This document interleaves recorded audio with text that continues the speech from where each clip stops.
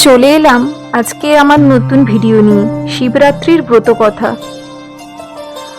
পুরা কালী মনোহর কৈলাসে শিখরে মলয়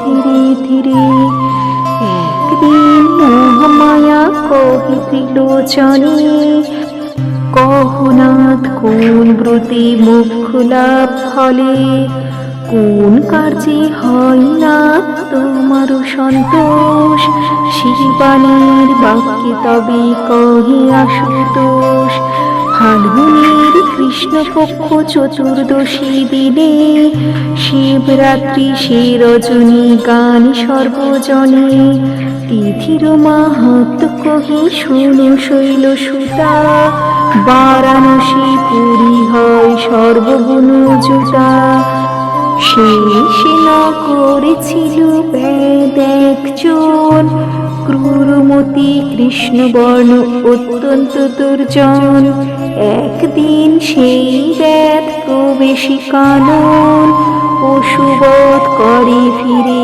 আপন ভবন মাংসভারে বেদ তবে হইল কাতর বৃক্ষতলে শয়নে হইল ঘুমি ঘোর হইল রজনী অস্ত গেল দিনমণি অতি ভয়ঙ্কর হইল অরণ্যে রজনী বিল্ল বৃক্ষে উঠে ব্যাগ অতি ভীত মন মৃগ মাংস বৃক্ষ ডালে করিল বন্ধন সারা নিশে জাগে সে কোথায় দেহ চলে দৈবে দেখো লিঙ্গ মোর ছিল বৃক্ষতলে সেই রাত্রি হয় শোনো শিবরাত্রি তিথি অনাহারে জাগে ব্যাধ দুর্জন পাপমতি ব্যাধ দেহ স্পর্শনে নিশারহিম বাড়ি বিল্লপত্র পড়ে কিছু লিঙ্গের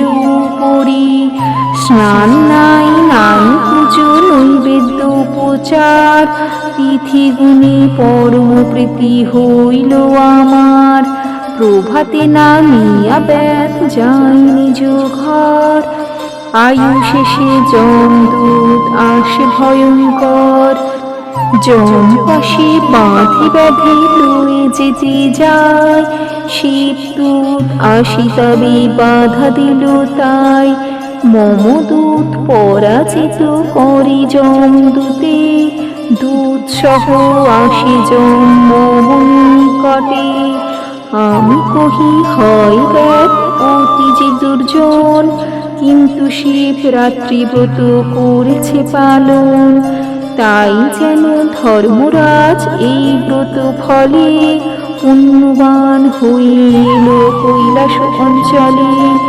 বিস্মিত হইয়া ধর্ম করিল বন্দন দূতসহ ফিরে গেল আপন সদন আনন্দিত হন দেবী শিবের বচনে শিবরাত্রি ব্রত কথা শুনিয়া শ্রবণে স্থান যেন পায় শিব শিবানীর পায় শিবরাত্রি ব্রত কথা কালী কৃষ্ণ গায়। শিবরাত্রির ব্রতের কিছু নিয়ম আছে। ফাল্গুন মাসের কৃষ্ণপক্ষের শিব চতুর্দশীতে শিবরাত্রির ব্রত করা হয়। ব্রতের আগের দিন ব্রতীরা নিরামিষ খাবে এবং পরদিন সকালে উঠে স্নান করে উপোস থেকে গঙ্গা মাটিতে নিজের আঙুল মাপের শিবলিঙ্গ গড়ে পুজো করবে। এই পুজোতে কিছু জিনিস লাগে, যেমন সিদ্ধি, আকন্দ ফুল বা ধুতরা ফুল, বেলপাতা, দূর্বা, ধূপ, দই, কাঁচা দুধ, ঘি, কাঁঠালি কলা, আলো চালের নৈবেদ্য, শিবের ধুতি, দুর্গার শাড়ি, আসনাঙ্গুরি 2 প্রস্থ, মধুপর্কের বাটি 2 প্রস্থ, 8টি ছোট নৈবেদ্য, পঞ্চদেবতার 1টি এবং শিব দুর্গার 1টি নৈবেদ্য। রাতের 4 প্রহরে 4 বার পুজো করতে হয়। প্রথম প্রহরে দুধ দিয়ে, দ্বিতীয় প্রহরে দই দিয়ে, তৃতীয় প্রহরে ঘি দিয়ে এবং চতুর্থ প্রহরে মধু দিয়ে শিবলিঙ্গকে স্নান করাতে হয়। আসুন জেনে নিই শিবরাত্রির সংকল্প মন্ত্র। প্রথমে বলতে হবে বিষ্ণুরোত্তৎসৎ অদ্য ফাল্গুনে মাসি কৃষ্ণপক্ষে চতুর্দশ্যার তিথৌ বলে নিজের নাম এবং গোত্র বলতে হবে এবং বলতে হবে শিব প্রীতি কামঃ শিবরাত্রি ব্রত মহং করিষ্যে। পরে কৃতাঞ্জলি হইয়া বলবে ও, শূদ্র হলে বলবে নমঃ শিবরাত্রি ব্রতং হেতং করিষ্যেহং মহাফলং নির্বিঘ্নমস্তু মে চাত্রতং প্রসাদা জগৎপতে চতুর্দশ্যাং নিরাহারো ভূত্বো শম্ভো পরে অনি ভোক্ষ্যেহৎ ভুক্তিমূর্থং শরণং মে ভাবেশ্বর।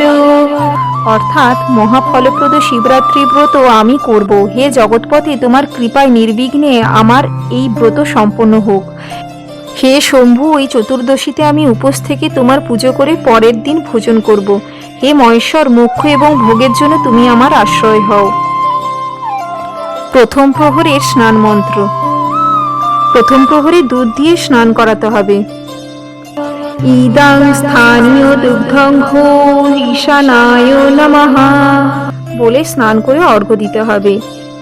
ওম শিবরাত্রি ব্রতং দেব পূজা জপ পরায়ণঃ করমি বিধিবদ্ধত্যাং গৃহানার্ঘ্যং মহেশ্বরঃ। অর্থাৎ হে দেব, পুজো এবং জপে আমি মন সমর্পণ করে বিধি অনুসারে শিবরাত্রি ব্রত করছি। আমার দেওয়া অর্ঘ্য হে মহেশ্বর গ্রহণ করো। দ্বিতীয় প্রহরে দই দিয়ে স্নান করাতে হবে। দ্বিতীয় প্রহরে স্নান মন্ত্রটি বলছি। ইদং স্থানীয় দধিহ অঘোরায় নমঃ বলে স্নান করে অর্ঘ্য দিতে হবে। ওম নমঃ শিবায় শান্তায় সর্বপাপহরায় চ শিবরাত্রু দদমর্ঘ্যং প্রদিদোষঃ। অর্থাৎ এই অর্ঘ্য শিবরাত্রিতে আমি দিচ্ছি।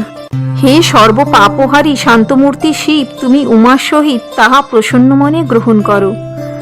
তৃতীয় প্রহরে ঘি দিয়ে স্নান করাতে হবে।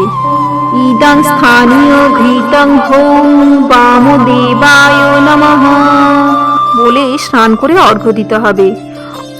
ওম দুঃখ দারিদ্র শোকেন দগ্ধং পার্বতীশ্বর শিবরাত্র দদাম্যার্ঘ্য মোমাকান্ত গৃহান্মে। অর্থাৎ দুঃখ দারিদ্র শোকে পীড়িত আমি এই শিবরাত্রিতে তোমাকে অর্ঘ্য দিচ্ছি। হে উমাপতি, তুমি আমার অর্ঘ্য গ্রহণ করো। চতুর্থ প্রহরে মধু দিয়ে স্নান করাতে হবে। ইদং স্থানীয়ং মধুহং নমঃ সদ্যজায় বলে স্নান করে অর্ঘ্য দিতে হবে। ওম ময়া কৃত্যান্যনেকানি পাপানি হর শঙ্কর শিবরাত্র দদমর্ঘ্য মোমাকান্ত গৃহান্মে। অর্থাৎ হে শঙ্কর, আমার কৃত পাপ সকল তুমি হরণ করো। এই শিবরাত্রিতে তোমায় আমি অর্ঘ্য দিচ্ছি। হে উমাকান্ত, তুমি তাহা গ্রহণ করো। এরপরে আসি শিবের প্রণাম মন্ত্র।